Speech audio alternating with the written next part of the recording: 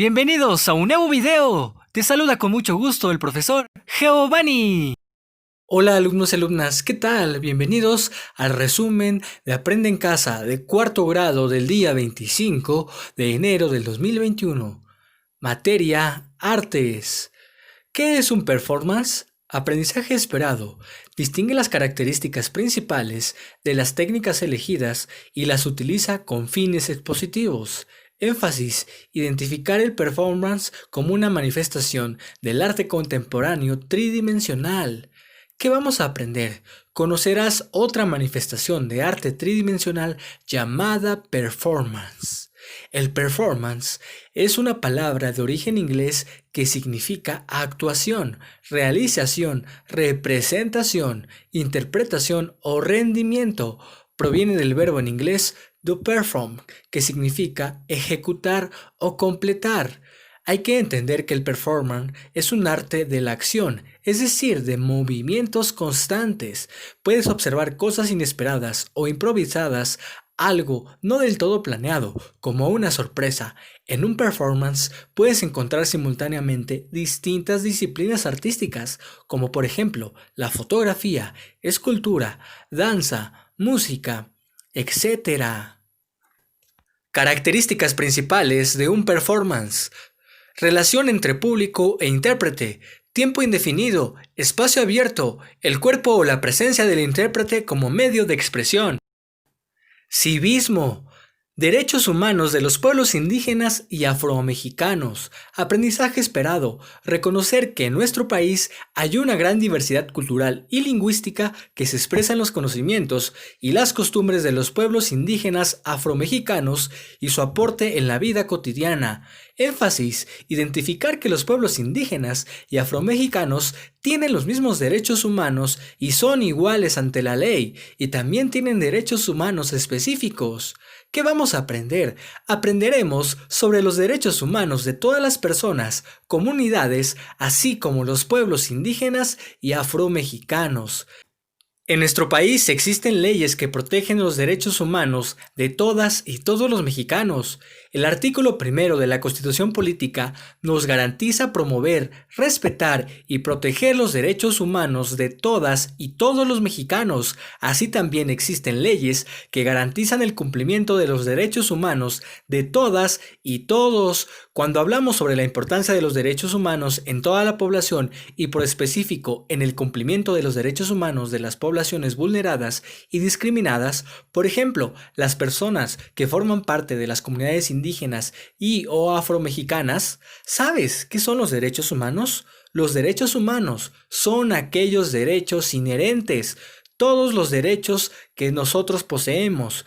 Inherentes significa que no hay distinción de nacionalidad, lugar de residencia, sexo, origen nacional o étnico, color de piel, religión, lengua o cualquier otra condición.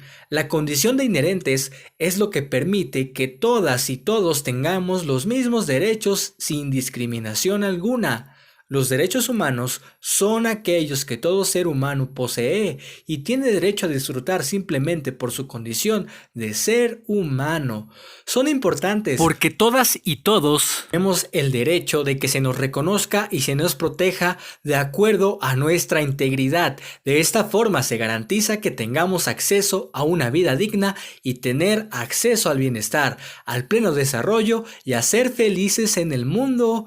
Algunos derechos humanos que tenemos son: derecho a una vida digna, derecho a la libertad, derecho a tener un nombre y nacionalidad, derecho a la igualdad entre mujeres y hombres, derecho a no ser maltratado, derecho al acceso a la información, derecho a trabajar y percibir un salario digno, derecho a la salud y derecho a la educación. La Declaración de los Derechos Humanos consta de 30 artículos. ¿Sabías que el 10 de diciembre de 1948 la ONU promulgó la Declaración Universal de los Derechos Humanos? Las personas que pertenecen a una cultura originaria de nuestro país o a alguna comunidad afroamericana también tienen derechos al igual que todos. Sin embargo, también tienen una cultura que los hace únicos, por lo que deben cuidarlos para que no se pierdan y se deje de tener memoria de que están aquí. Algunos derechos que tienen son derecho a preservar y enriquecer sus lenguas o idiomas originarios, conocimientos y todos los elementos que constituyan nuestra cosmovisión, derecho a conservar y mejorar el hábitat, así como a preservar la integridad de sus tierras, derecho a ser asistido por intérpretes que conozcan su idioma y su cultura para acceder a los procedimientos del Estado, derecho a decidir sus formas internas de convivencia y organización social, económica, política y cultural, derecho a no ser discriminado por su origen e identidad. Asignatura, valores. ¿Y tú, reconoces la emoción sorpresa? Aprendizaje esperado. Describe cómo la emoción básica de la sorpresa le permite concentrar su atención ante situaciones sociales novedosas. Énfasis. Describe cómo la emoción básica de la sorpresa le permite concentrar su atención ante situaciones sociales novedosas. La sorpresa es una de nuestras emociones básicas. Es una reacción causada por algo que no esperábamos, algo desconocido, novedoso. Es una de las emociones más curiosas, porque puede ser una emoción totalmente positiva o puede ser negativa. Es una emoción neutra, la cual dura muy poco y se transforma en alguna de las otras emociones. Depende de qué es lo que te ha sorprendido. Si es algo bueno, nos pone felices. Si es algo malo, nos asusta o nos pone tristes. ¿Sabes dónde podemos localizar la emoción de la sorpresa? Es decir, a la parte del cuerpo donde se encuentra. ¿Qué es lo que pasa cuando cae una tormenta inesperada? Eso sí que sorprende. El trueno sí que sorprende. Seguro a ti también te ha sorprendido un trueno. Es muy raro porque se siente como si el corazón se detuviera por un segundo, pero luego te late más rápido. Se siente como si tu estómago diera una vuelta. No es una sorpresa bonita. Eso que sentiste es que bajó el ritmo de tu corazón, es la sorpresa, la cual hizo que todo tu cuerpo hiciera una ligera pausa para poner atención a lo que vino a romper su tranquilidad. Después pasó a convertirse en miedo. Por eso se te acelera el corazón. La sorpresa prepara a tu cuerpo y a tu mente para adaptarse a lo que se viene. En este caso, al ser una sorpresa que parece peligrosa, te pone alerta. La sorpresa es una emoción breve y transitoria que te conecta con alguna otra de las emociones, haciendo que te detengas física y mentalmente para poner tu atención ante el suceso que te sorprendió. Asignatura: Ciencias Naturales. Los factores físicos y biológicos de los ecosistemas. Aprendizaje esperado. Explica que las relaciones entre los factores físicos, agua, suelo, aire y sol, y biológicos, seres vivos, conforman el ecosistema y mantienen su estabilidad. Énfasis: identificar cuáles son los factores físicos y biológicos que conforman los ecosistemas. Imagínate que en el lugar donde vives no lloviera durante un año. ¿Te imaginas? Sentirías mucho calor, todo se secaría y faltaría agua para las plantas y los animales. ¿Qué pasaría también si durante un mes no recibieras los rayos del sol? Sentirías mucho frío, todo estaría oscuro, quizás algunas plantas y animales empezarían a morir. ¿Qué pasaría si las bacterias dejaran de existir?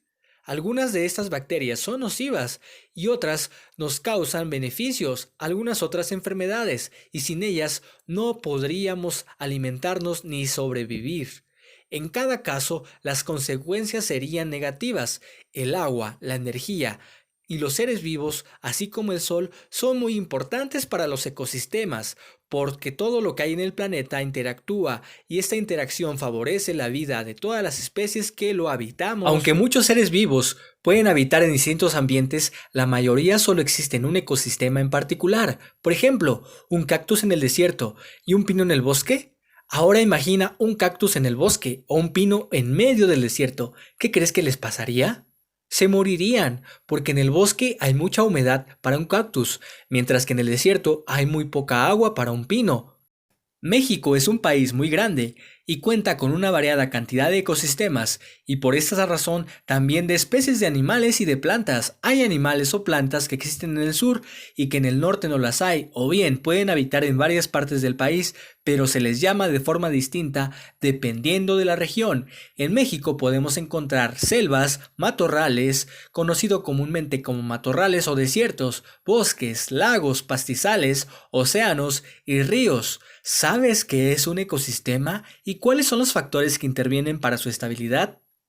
El ecosistema es un conjunto de seres vivos, factores bióticos y condiciones ambientales, factores abióticos, relacionados estrechamente y que comparten un determinado lugar. Ejemplos de factores físicos son la luz, el suelo, el agua, los nutrimentos, la temperatura y el aire, entre otros.